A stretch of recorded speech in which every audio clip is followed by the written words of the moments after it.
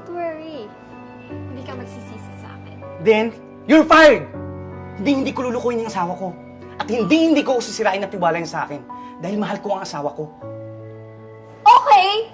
Okay, sige, kung yan yung gusto mo. Pero, pwede namang kalimutan na lang natin to eh. Wala akong pupuntahan. Kailangan ko ng trabaho. Wala akong pera. Hindi magtrabaho ka ng maayos. Alam mo, sayang ka eh.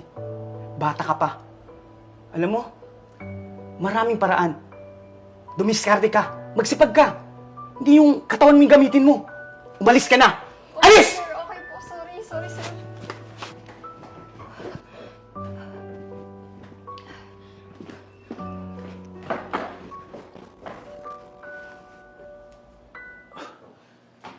Mahal, kanina ka pa?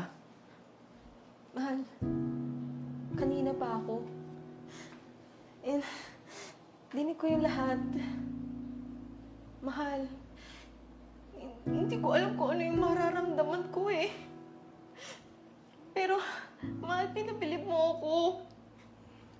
Hindi ka katulad ng mga ibang asawa na sisirain yung tiwala ng asawa nila. Mahal, hindi mo sinira yung tiwala ko sa'yo. Palay na yung lumapit sa'yo pero hindi mo tinuka. Hindi mo ginawa. Mahal, dahil mahal na mahal kita. At gusto kong patunayan sa sarili ko at sa'yo na cheating is a choice.